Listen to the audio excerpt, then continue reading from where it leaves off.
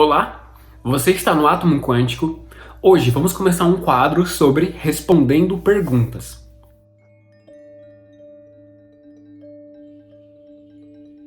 Primeiramente, pedimos novamente para você deixar o seu like se você estiver gostando do conteúdo, só se você estiver gostando.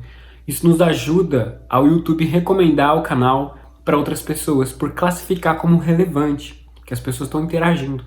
Então nós precisamos da sua ajuda, tá bom? Indo à questão do vídeo, no vídeo passado a gente estava falando sobre crescer através do sofrimento. Se você está assistindo esse vídeo, provavelmente não foi esse vídeo que você vai ver na lista, é porque a gente grava o vídeo e leva um tempinho para ele ser publicado, por isso que tem esse atraso, mas a gente procura se adiantar nas coisas. Enfim, a gente estava falando sobre crescer através do sofrimento e tiveram alguns comentários que chamaram muito a nossa atenção, só tem que procurar aqui um pouquinho. A Gerli Silva, ela falou: desde 2011 que tento sair desse sofrimento, que piorou em 2015, e de lá pra cá não sei o que fazer. Acho que já fiz de tudo e nada. Não vejo solução e estou cansada de lutar. E é de todos os lados. Foi um comentário bem forte. A Sônia Isabel também falou: o padrão de ser traída com recorrência, o que significa, como acabar com esse ciclo. Teve algum outro também que a gente viu, da Andréa Maia. Eu tive a consciência do que me faz me sabotar ao me questionar, ao cuidar da minha criança interior, etc. Mas não consigo, ainda assim, deixar essa velha crença. A culpa da mágoa. Como poderia fazer para me livrar disso, já que, como disse, reconheço o porquê? Então, nós conseguimos ver que nas perguntas, elas giram em torno dessa trava que a pessoa está sentindo. Ela tenta ir para algum lugar e ela não consegue. Vamos tentar responder isso. Bom, como a gente já comentou em alguns vídeos lá atrás, a nossa mente ela é composta por consciente, subconsciente, inconsciente. São departamentos da mente que o homem deu esses nomes para conseguir entender como lidar com cada uma dessas partes. Nós temos também, por exemplo, a área fisiológica do nosso cérebro. Então o fato de respirar, de ter aquela vontade de beber água, a fome. Então são impulsos que nós não temos consciência. Até porque se tivéssemos, imagina, ter que contar quantas vezes eu estou respirando, isso seria um trabalho que ocuparia muito meu tempo, que eu poderia estar fazendo outras coisas, enfim, só para explicar o fato. Ok, quando nós falamos para uma pessoa que ela está tendo um problema, e a gente consegue saber que tem um problema porque a vida trava, então ela fica no mínimo neutra, no máximo descida, como fala, né? Então ela tem dificuldade de prosperar, dificuldade de se entender, a mente é confusa. Então com isso a gente sabe que existe algum trauma ali dentro que está criando esses problemas. Quando nós falamos isso para a pessoa, pode acontecer da pessoa negar. A gente está falando aqui abertamente, tá, gente? Não é para as pessoas que perguntaram, é no geral. Então a pessoa nega. Ela fala: não tem nada, não está acontecendo nada, não sei o quê.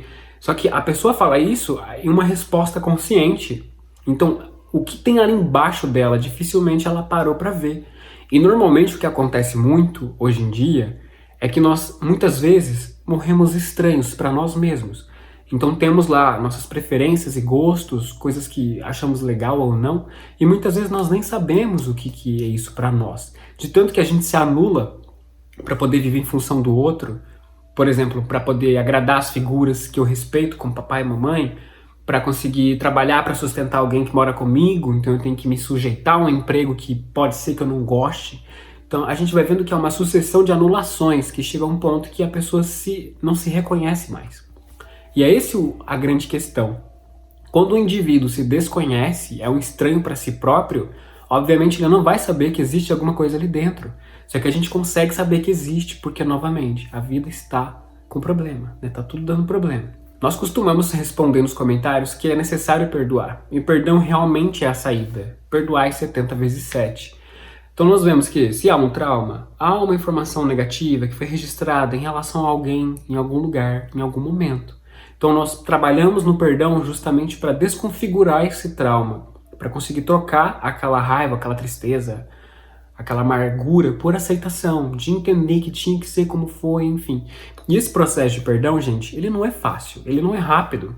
Quando nós temos um trauma, por exemplo, a mamãe ou o papai fez algo comigo quando eu era criança, é a criança que a gente vai ter que trabalhar. Então a gente não vai estar conversando aqui com o Eduardo de 20, 27, 28 anos, alguma coisa assim. Vai estar falando com a criança que passou por aquilo. Então, um dos fatores que nós vemos acontecer é que muitas pessoas não se importam. A gente fala, mas tem que cuidar da mente, tem os pensamentos, que os pensamentos têm poder. As pessoas ficam, não, que não é bem assim, que isso é coisa de papo de gente doida. Só que nós vemos que esse padrão de pessoas que pensam assim, a vida deles está se arrastando. Poucas pessoas realmente têm uma vida estável. Assim, a gente diz estável no sentido de ter um foco positivo, porque estável para o universo é uma coisa meio ilusória, né? E a pergunta sobre a traição recorrente foi uma pergunta extremamente importante para nos ilustrar um exemplo que acontece. Então, se nós buscamos uma pessoa, nós sabemos que nada acontece por acaso. Não tem uma folha que caia da árvore sem que Deus veja. Então quer dizer que tudo está sendo assistido, tudo é entendido, tem um objetivo para acontecer. Então, se nós escolhemos alguém que nos trai, se a gente enfileirasse 100 pessoas, a gente escolheria aquela pessoa. Nós temos uma preferência. Se você analisar bem as pessoas que você gosta, pode ser que normalmente elas tenham o mesmo padrão, assim, elas se lembrem o corpo, ou o formato, ou a cor do cabelo, se é mais alto, mais baixo, mais magro, mais gordinho. É uma preferência. E por que se prefere desse jeito? Porque veja que essa aparência física, ela é simbólica. Ela simboliza, ela traz uma história, ela tem um porquê, ela é um arquétipo. E nós nos identificamos com isso.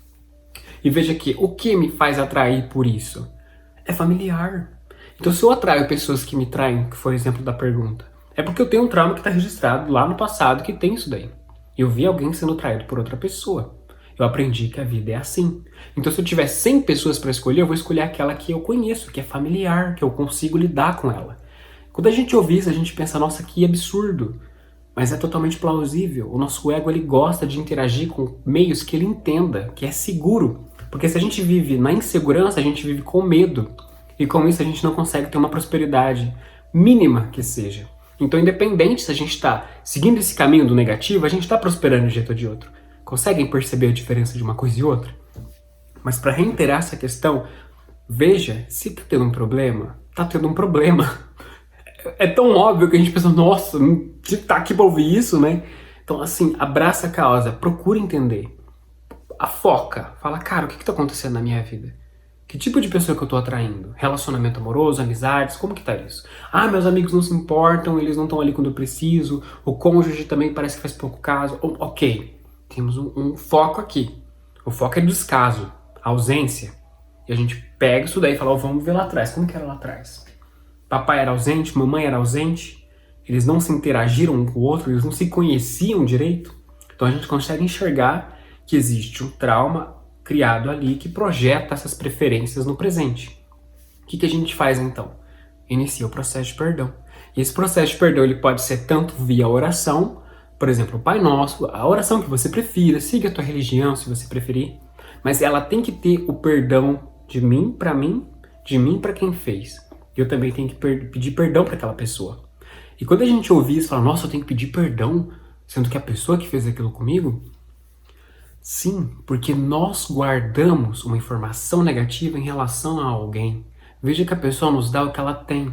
Então, se ela deu o que ela tinha, é meio que injusto a gente atrelar ela a uma emoção negativa. Claro que a gente explicando isso é um contexto de perdão, não vamos entrar nesse mérito porque o assunto é longo, vem de outro vídeo, enfim. Mas só para chegar ao foco de que o perdão é a saída, independente do que você estiver passando. Então, inicie esse processo. Vai atrás de uma oração, seja igreja católica, evangélica, assistir um noie, meditação, pode fazer uma sessão de medicinas indígenas, o que você preferir, o que te fizer teu coração vibrar. Ah, mas pode ser né, católica, pode ser não banda, gente, pode ser o que vocês quiserem. A grande questão é que teu coração tem que estar junto. E você colocando o coração, aquilo se torna sagrado, aquilo se torna divino. E aí que a cura começa a acontecer. Então, entendem? A presença, estar presente é um ato de amor.